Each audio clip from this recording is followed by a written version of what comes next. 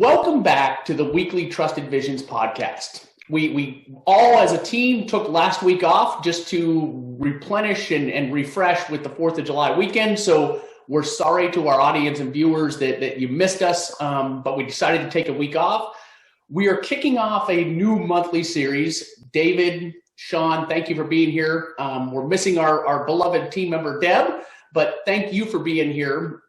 We're going to do something a little fun and unusual for this month's topic. We figure it's going into summer. Why not mix it up and talk about trusted visions and the foundation of trusted visions, why Shaun and David, you chose trusted visions, and then we'll follow that up in weeks to come of what's different about trusted visions amongst the other third-party recruiting firms. So hope you enjoy it. I know it's a little bit of a twist versus talking about industry and what's going on in the industry, but I'm going to kick this off, and we're really going to start off by talking about the creation and foundation of trusted visions. I, as well as David and Shaun, spent almost 20 years in corporate America, and for me, the last firm I was with was acquired and there was some changes happening, and I made the tough decision, and I think my wife still thinks that I'm absolutely crazy to this day,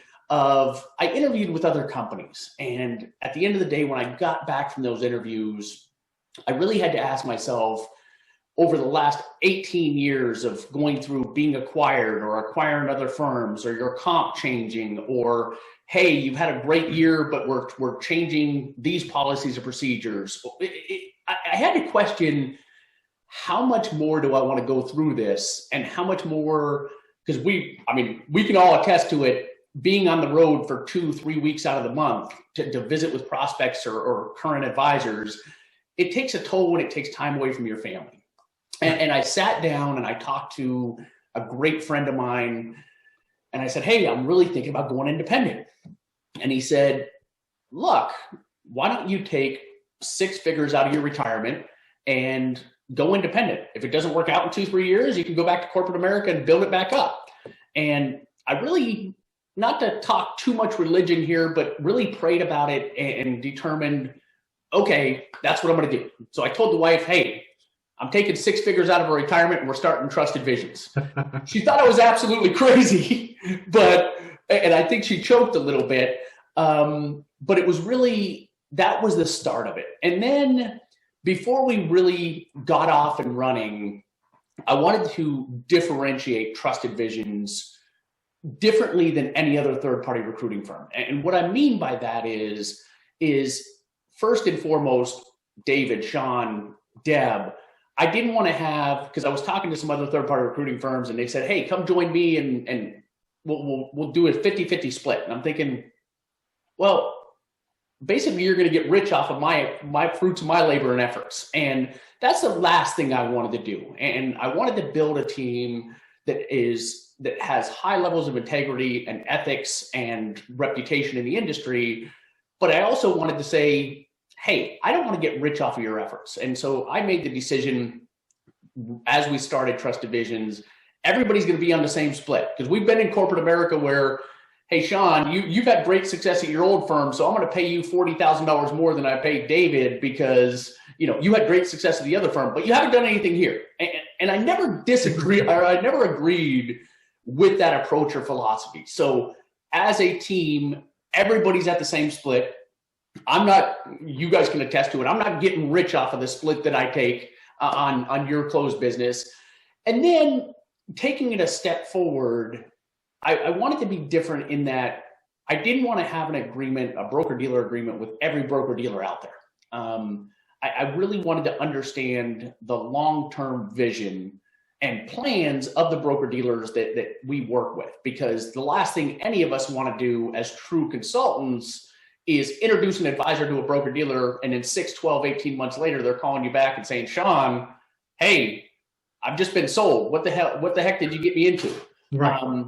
And so I wanted to be different in that we don't have relationships with every broker-dealer out there, and that's by design. It's not because our inability to have relationships. Right. And then taking it a step further, I wanted to be different and unique from the perspective of we don't introduce an advisor to 10, 15 different broker dealers. We really sit back as consultants and listen to what they're looking for and introduce them to 2, 3 broker dealers at a time. Now, if we have to introduce them to more broker dealers than 2 or 3, we haven't done our job. And then I promise I'll shut up here in a second. The unique thing with Trusted Visions and us as a team is we are very hands-on in the process. We don't just hand off our prospect to a broker dealer and say, hey, let us know when they're closed and we'll send you an invoice. We go through the entire process with our advisors. We are on every call with the broker dealer and that advisor. In many instances, we go to those home office visits with those advisors not because we're trying to micromanage the process, but we want to make sure that we are asking the questions that they don't know to ask, or asking the questions that they forget to ask, because we don't want to have any surprises from that perspective. So that's a little bit of uniqueness of Trusted Visions. David, I'm going to, as the second person to join Trusted Visions, and you have a tremendous background. Can you talk a little bit about, you could have obviously chose to go anywhere. So why did you choose Trusted Visions, and what are your thoughts of what sets Trusted Visions apart from most firms out there? You bet. I appreciate it, Jeremy. Well, you're a big part of that. I don't want to pat you on the back too much. I don't want to get your ego too big, but you were a big part of that. You've been there, done that, and Shaun has done the same. Deb, we've all been there, and it's always one of those things where we talk about the nuances with corporate America, and there's nothing wrong with corporate America. I never want to get in a situation where we come anywhere close to bashing corporate America, because it's exactly where we've been built from. It's where we learned the industry, is how we are able to cut our teeth and make a living out of what we did. Right. And there's a huge advantage with that side of it, but the bad part is there's a lot of decisions that are made that are out of our control.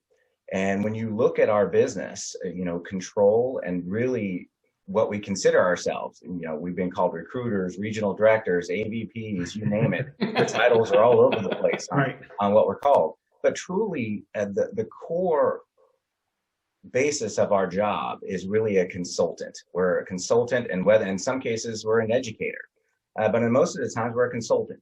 Really basically we want to be able to look at the good, the bad, and the ugly when it comes to determining and making these decisions that are going to affect not only every single advisor we work with, but every single client they work with, and also affects the broker-dealer relationship on that side. So it's really, for me, it was all about the true core of being a consultant. Because when you start looking at being a consultant, you're not trying to drive somebody to a particular answer. You're not asking the kind of questions that are going to drive your client to pick option A. And there's no disadvantages or advantages against that. Our industry has changed a lot. It used to be where there was a big nuance difference between broker dealers, your mom and pops. There was a big wide array of different options you have for a broker dealer relationship. Now that is narrowed quite a bit, with technology, infrastructure, and everything else that goes along with it. It's not as clear. It's not as concise as it used to be. So now, it's the OSJ side of it. It's all these affiliation models. There's all these different nuances that go along with effectively finding a partnership out there. And working with a firm like Trusted Vision is truly that. You're having that partnership, that more consultative approach of saying, hey, I want to listen to what you're saying, not drive you towards a particular answer, and find which one fits. Kind of going down that path, being that educator of sorts, of saying, okay, from all the conversations we've had, this is what I feel your core competencies are. This is where you feel your growth is going to come from. This is where you feel it would be a good fit today and hopefully in the future. So we can actually find a solution and get you pointed in the right direction. And that's by far, not only do I, love working with all of you, and of course, Jeremy, I'll say that on a recorded podcast. It's fun working with Jeremy, and it's just a lot of fun doing this stuff. But it's also one of those things too, where you want to have that pure consultant relationship of saying, hey, this is where I think you should be, and these are the reasons why, because we asked all the right questions and we got you pointed in the right direction. And you can sleep well at night knowing that you push somebody in the right direction, and hopefully it's going to benefit them and their clients and advisors going forward. And David, I mean, obviously you work with, we've all worked with in corporate America, many different third-party recruiters, and not bashing any of them by any means. There's great quality third-party recruiting firms out there. But in your opinion, what's the difference and what sets Trusted Visions apart from many of those out there? And I think we talked a little bit about it. It's really the partnership, because you've got a lot of different firms out there, and there's a lot of really good third-party recruiting firms out there. But there's definitely differences. Some of them are simply just a big pool of they do cold calling, outbound calling, just really getting the weeds hit and getting names of people that are interested in making a move. They get those names and they divulge those out to multiple broker dealers saying, I've got an advisor that's interested in making a move. Right. And the biggest thing that we want to take advantage of is time, and being able for us to sit down with that advisor and really find out what direction they want to go. We don't want to waste their time, but we also don't want to waste the time of the recruiters that work at these individual firms, because we were there. A lot of the times we got some really good leads, and I loved working with third-party recruiters out there, because I was able to get a lead and was more than willing to pay and work with that third-party recruiter to get that advisor pointed in the right direction, because we were a good fit. But it's also one of those times where you're getting a name that's somebody that's generally interested, and you don't know if it's going to be a decent fit or not. And all in all, it's too complicated to go through the due diligence process to do that with more than 3. I think in a lot of cases, in 4, you're really pushing the envelope, be out the time to do the appropriate due diligence to make a change. So it is one of those things where some of them are just spray and play. They just get names, get them out there, get them to the broker dealers, and find out who wins the battle on that side, which sometimes that can be advantageous, but it's not as strategic as we like to be. My motto is always work smarter, not harder. And a lot of the times asking a few more questions will derive a much quicker resolution or get somebody pointed in the right direction fast, rather than just say, hey, yeah, I know you want to make a move. Here's 10 broker dealers you go to look at. That's not really being a consultant. That's pretty much just being basically a big giant electronic bulletin board. And I think the uniqueness of Trusted Visions, and correct me if I'm wrong, gentlemen, because we typically always agree for the most part, is we take the approach of quality over quantity in working with the clients that we work with. And quite honestly, we've turned down clients, not because they're bad advisors, but we just didn't see eye to eye. So it's more quality versus quantity. David, appreciate that. And Shaun, you and I have quite a bit of history of being with several firms together in our corporate America lives. And, our last one obviously didn't work out so well. And we won't go into too much detail there.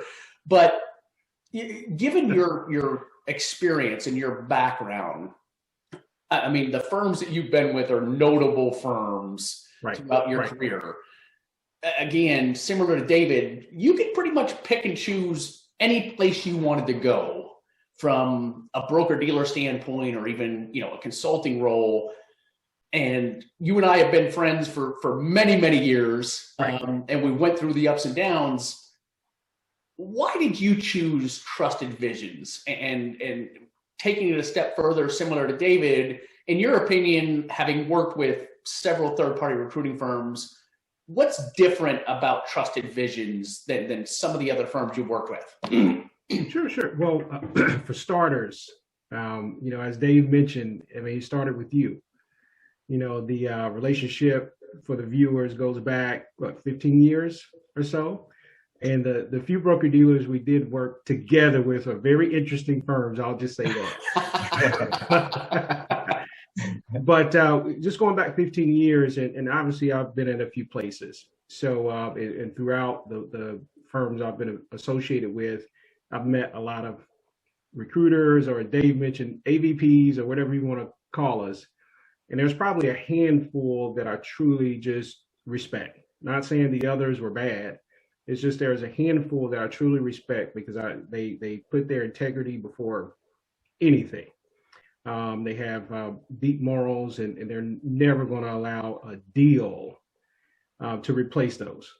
And those handful I've always maintained communications with.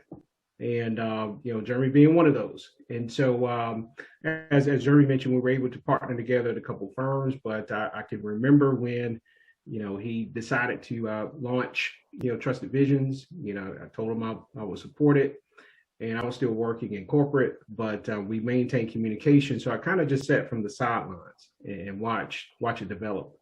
And I watched the addition of Dave and then of Deb, and it started to pique my interest.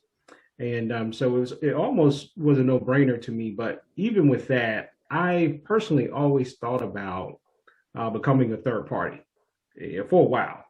I always wanted to be in a position where I could provide just that unbiased advice and truly find the best opportunity for an advisor. I've represented some of the top firms in the industry, but it seemed like in some cases there were just those one or two things that the firm I represented didn't have that I had to overcome, that I had to make concessions for, that I had to make exceptions for.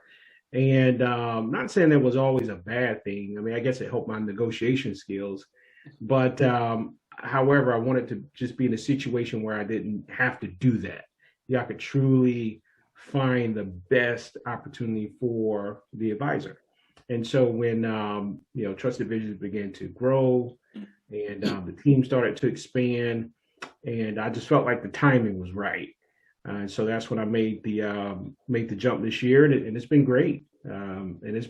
So with that, I just felt that this avenue is where I needed to be as far as my career.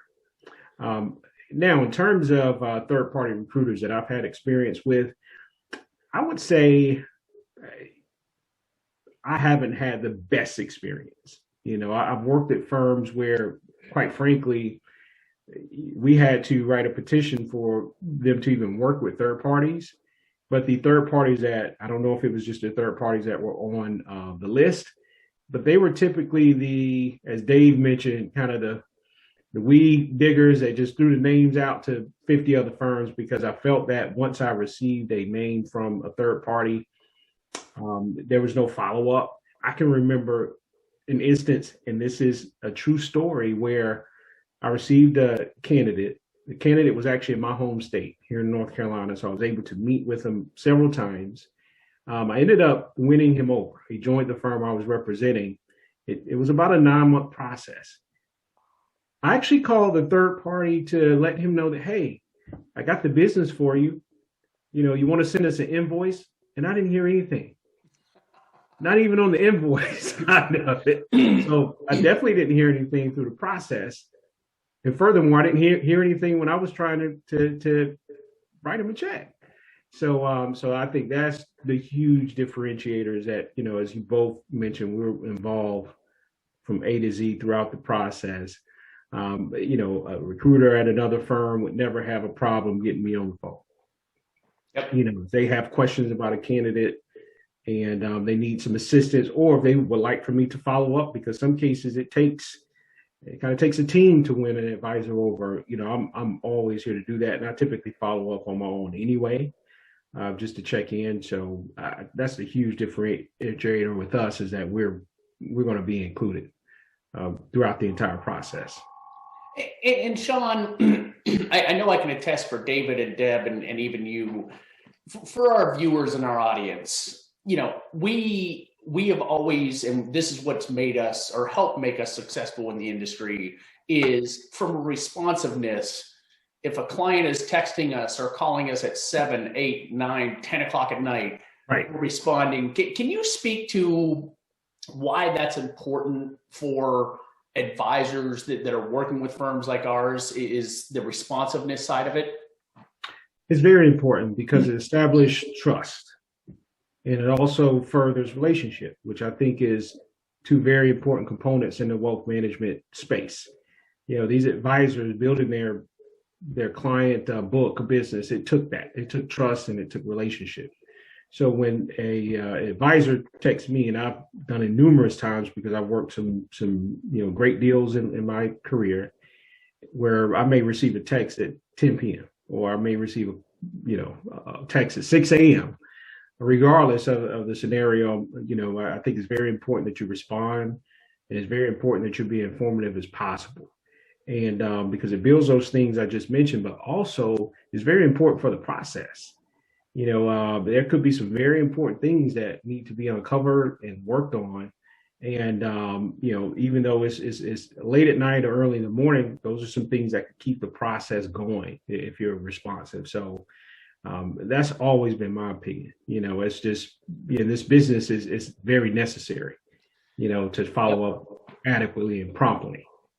And David, understanding for our viewers that, making a broker dealer change, A, isn't easy, and B, it's a business decision. But I always say it's also an emotional roller coaster. And I joke with my wife a lot of, hey, I'm part-time psychiatrist. Is that a fair statement, David? Is this isn't just a business decision? There's a lot of emotions that going through the process, depending on firms like Trusted Visions and the responsiveness of you're up at 10 o'clock at night and you're thinking, well, what if none of my clients follow me? Or what if, my brand doesn't help or whatever? How much of an emotional roller coaster is this for advisors that are going through this process with firms like ours? In some cases, it's more emotional than it is fiscal. Right. When you really delve into it, I've dealt with had a number of situations where advisors have been put in a really tough spot where things have gone awry with their broker dealer, and they're pretty much, the doors have been closed and they can't do anything to service with their clients and things like that. So I've been on every aspect of somebody that's taken their time, evaluated and making a change over a 12-month period or a year and a half to, hey, the broker dealer's door's shut. I have got to find a new home. Right. And I've had many advisors that have stepped up in the middle of conferences going, David picked up my phone, my phone call 11:30 at night just to, sit there and have a conversation about things are moving, things are going. Because on the emotional side of it, we talked about that even when we were talking about buying and selling a practice and everything that you do. It's a huge emotion. And our business is a little different that way that people look at it. We're not selling used cars. We're not making connections that way. When advisors have built these practices and they're dealing with other individuals that they've worked with for maybe years on end or decades or multiple generations. When it comes to some of their clients, that's huge. There's more emotional value tied to not only those relationships, but then you also, as an advisor, when you're making a move from one broker dealer to another, you really get, I hate to say it, but a lot of the times it's a gut check because you truly do find out who you had the really core relationships with when it comes to moving your book of business. If they won't call you back and you don't get a phone call from them and you lose a high percentage of clients you thought you had that emotional attachment to, that's a huge gut check. And emotionally, that's going to strain you, not only when it comes to the ins and outs, the financial, the paperwork that goes along with it. Did you do the proper amount of due diligence? Are you going to run into roadblocks that nobody uncovered for you while you were going through that process? Then you take on that huge emotional thing of saying, hey, was I really as good as I thought I was? Did I really have the strong relationships I thought I had? And it's huge. And I almost think emotional outweighs the fiscal, and pretty much about 8 out of 10 people that I've recruited over the years, it's a huge emotional swing to even consider, do the research, and also make the move. It's big, and if you don't understand that, you're going to have a difficult time, not only as a recruiter but also as an advisor in this industry. Yeah, and I think a lot of times, and that's where firms like Trusted Visions come into benefit, is a lot of times, in addition to the emotional side of it, is you have relationships with the back office staff of your current broker dealer of 10, 20, 30 years. And we talk to advisors all the time that I don't want to tarnish the relationship I have with this executive or this frontline worker. And, our guidance to those advisors is always, look, if it's a true friendship, regardless of what broker dealer you're with, you're not going to lose that relationship. Right. Last point for you, Shaun, is, and this isn't, throwing out swords to certain third-party recruiters, but my philosophy has always been with third-party recruiting firms is there's one of two scenarios that someone becomes a third-party recruiter. And it's either you've had great success in corporate America, like all of us have had, and, got to the point and wanted to elevate our career where you're not going through the comp changes or being acquired, and you really want to go out there and establish yourself and make what you deserve to make. And then you have the category of, and again, this is where I'm not throwing swords, those third-party recruiting firms are recruiters that go out and say, I've never been able to make goal with corporate America. I've never been able to, stay at one place for very long because I haven't hit goal or I'm not making enough dials. Is that a fair statement that those are really the two categories of people that go out and become third-party recruiters? I think so, but I do want to add that some actually come into this as a third party as well. I work with some firms at a large firm I represented. I work with some third parties there that actually recruited college level students and brought them in and trained them, and some are very good. So some ended up being very, very good after a few years. So, outside of kind of the trainees, I would say I could see them falling in those categories. Getting back to the example that I referenced, previously, that particular individual who was never responsive, he became a third party because he wasn't successful. And then he ended up, the reason why he didn't return my call is because he ended up doing something completely different. So by the time it was time to invoice, he was in a different industry. Wow. So to your point, yes, I definitely think they fall in those categories, but you can tell pretty quickly who's really serious about it and who's not. Yep. Off the initiation, it's not going to take you long to figure out what third party is there and truly there to win the business, and who's just there to kind of gamble with it. Yep. Well, David, Shaun, thank you very much for taking part for our viewers and audience of this week's podcast. Like I said, going into summer, we figured this month we're going to make it a little fun and shake it up, as you guys always love. You're like, Jeremy, why do you keep changing stuff and getting crazy? But we figured we'd mix it up. So this month we're really going to dive into the differentiators with Trusted Visions and the advantages to our audience, both financial advisors, OSJs, enterprises, but also financial professionals, of the advantages of working with firms or with Trusted Visions, and how and you guys give me a lot of credit, but I could have never established what we've established today without you and Deb and John, who's behind the scenes, without you guys, because we collaborate as a team, we go through it all. So this month, we're really going to dive more into that. Please feel free to comment on our LinkedIn page. If you have any questions, don't hesitate to email us at info@trustedvisions.com. We look forward to going into future weeks. And again, David, Shaun, thanks for making me look good. You guys give me way too much credit because I couldn't have done it without you.